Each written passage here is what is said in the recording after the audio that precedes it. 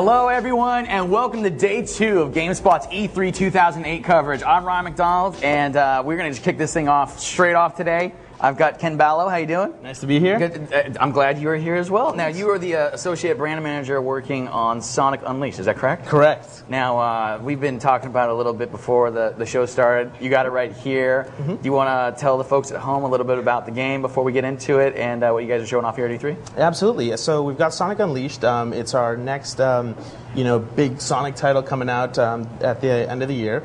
So we've got Sonic in a couple of different environments. He's going to be taking a worldwide adventure, and we've got a little bit of a twist on this title. We're going to be taking Sonic into nighttime for one of the very first times. Now, without giving too much away, you were telling me about something kind of like a Werehog, is that right? That's correct.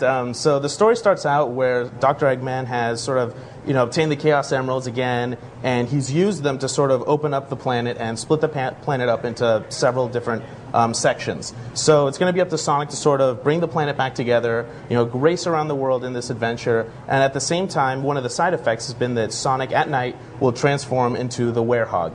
So you're going to have a whole lot of speed during the day. You're going to have Sonic the way, me and you love Sonic, just really fast, all about speed. And then at nighttime, we're introducing a new twist where Sonic is much more focused on combat and platforming. So you're going to see a lot more platforming, Sonic climbing, swinging on poles, and doing a lot of different combo moves, etc. So the game really has something for everybody. Well, it sounds like you're kind of taking it back a little bit, back to the original games that had a lot of fast and jumping on stuff and just got kind of that whole flow thing, right? Well, we've definitely taken a new kind of direction on it, so it's going to be a little bit more of a what we call 2.5D, so you're going to be able to play Sonic in the 3D as you've seen in the past, but also go back to a 2D kind of gameplay style, so giving it back to fans like me who love Sonic 1, 2, and 3, and just give a whole new sense of speed. Super cool. All right, well, enough talking about it. Let's go ahead and take a look at what Sonic Unleashed looks like. Now, you're going to be playing this on the 360, correct? Correct. So what we're looking at here is one of the first stages, which is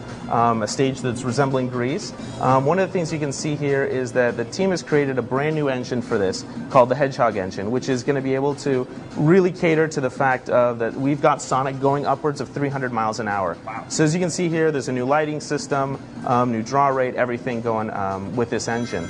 Now, as you can see on the bottom left-hand corner, I've got what's called ring energy. So in addition to the rings, collecting them for extra lives and whatnot and acting as Sonic's health, we also have that ring energy. And what that ring energy will do is, as soon as I fill it, I can engage what's called Sonic Boost.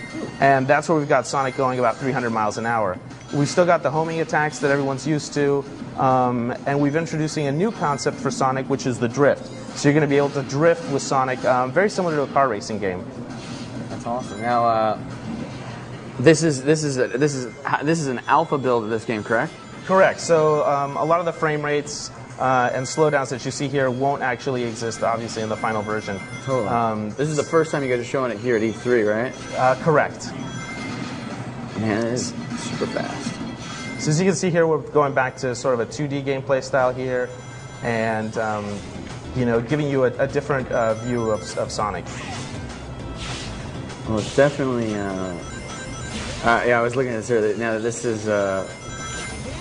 There's some business they had in Ratchet and Clank was like this, and I definitely was a big fan of it. So seeing some more rail jumping is never a bad thing. Yeah, exactly. Let's see here. We've also got a couple different levels that we'll be able to show you. I'm going to show you the new China stage. I saw the left button and the right button show up there for a second. That was just having you be able to jump on. Yeah, it's just you jumping and switching from different rails. So we're also using it for something called the Quick Step. Yeah. So very much like a first-person shooter, you're going to be able to see Sonic strafing side to side. So at no point do you really have to stop going or lose the momentum. So really catering so you can just keep on going and keep playing. No. I mean, yeah, I guess it makes sense because in a lot of the games that we play today, is going as fast as you can possibly forward. You get whether it's kudos or drift points or whatever else, flying around the corner. So it seems like the controls are fairly basic. Yeah, very easy to pick up and play. Yeah. At no point do you ever feel like you don't know what to do or what happens. Especially since at the beginning, they give you a control layout so you can actually take a look at that. Now, like the original games, it looks like it's fairly linear in terms of I'm going to go hella fast in that direction.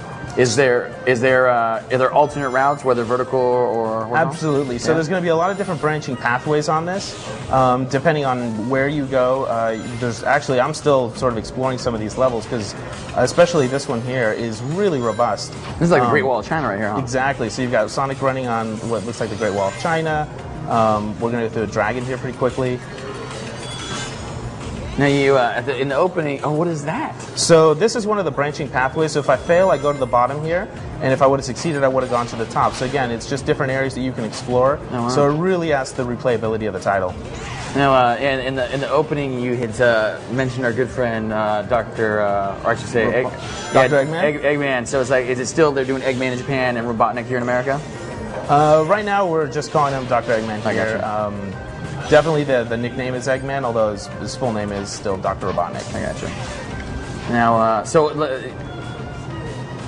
before we go to the questions from the audience, you're about to hit this dragon thing, aren't you? Yeah. I want to see the dragon.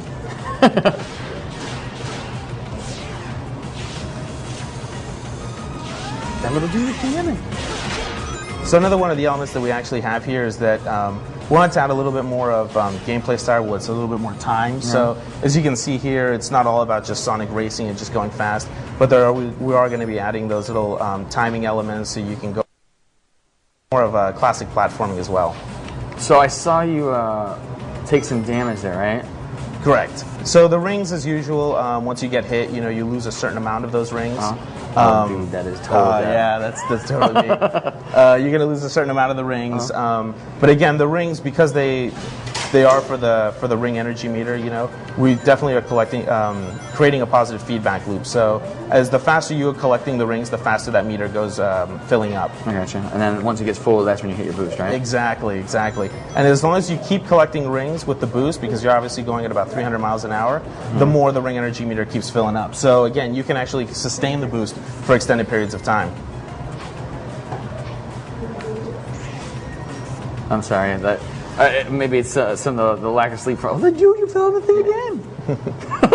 I don't know if it's some of the lack of sleep from all the fun stuff we're doing here at E3, but like now I got it stuck in my head from SSX. It's like rings equal boost, boost equals speed. So that's what it's all about here. Kristen Riley, you are on standby with some questions from our audience. Do you have any for us? I do. I am trying to sort through these as fast as I can, and it's not easy. You guys are slamming me. Mike, why do I always pick you guys with the hard names? Sobachowski from Muskegon. I'm sorry. He would like to know, is this game going to play like Sonic Adventure, or will there be new ways to play besides the Werehog?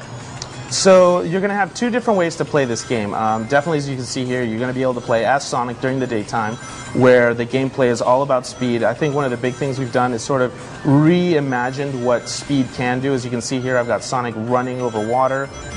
So we've definitely got the speed element to it, I think a lot more intensely than we've had in past games. So we've got everything that you really care about for the daytime, and then of course you're going to have Werehog at night, which just adds a new dimension to it. You get all crazy like claws and absolutely. We're going to have a lot of different combos that you can do. In fact, I'm actually going to just show that to you guys right now. Yeah, go ahead. I was just going to hit up some more questions while we were loading that up. Sure. Kristen Riley, do you have another one for us? I have one. Vlad from Pickerington, Ohio would like to know, how does the difficulty compare to past Sonic games? Like any game, I think it's very easy to pick up and play at the beginning. I've never seen anybody have any problems picking it up and just having a great time. Of course, the levels are going to get a little bit more difficult, as you go progressing. But I think the level of difficulty is going to appeal to fans of all ages. All right, you got to get a shot of that. Sonic the Werehog is the best ass thing ever. Look at that. So here we're showing for the first time at E3 the Werehog. So we're definitely going to give everybody at home a sneak peek at what Sonic the Werehog looks like and what he's all about. Sonic the Werehog looks awesome. Looks all kinds